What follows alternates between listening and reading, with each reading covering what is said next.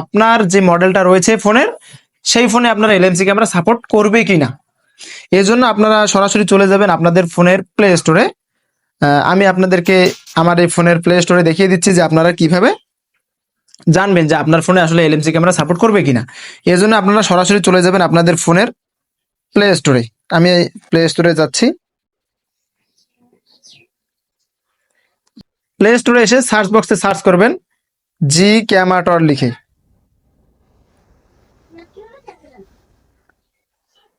জি ক্যামেরাটা লিখে সার্চ করার পর আপনাদের সামনে এরকম একটা ইন্টারফেস চলে আসবে। এই যে অ্যাপ্লিকেশনটা দেখতে পাচ্ছেন লোগোটা, এই লোগোটা দেখে আপনারা অ্যাপ্লিকেশনটাকে ইনস্টল করে নেবেন। আমার যেহেতু অলরেডি ইনস্টল করা রয়েছে, আমি এটাকে ওপেন করে দিচ্ছি। ওপেন করার পর আপনাদের সামনে এরকম একটা ইন্টারফেস চলে আসবে। আর এর আগে যদি কোনো পারমিশন চায়, আপনারা অবশ্যই পারমিশনগুলো দিয়ে নেবেন। পারমিশন না দিলে কিন্তু আপনার অ্যাপ্লিকেশনটা ওপেন হবে না, ঠিক আছে। তো এরকম আসার পর আপনার যদি এই যে আমার এখানে সবার উপরে যে একটা আপনার সাদা অংশ এসেছে দেখেন, এইখানে লেখা আছে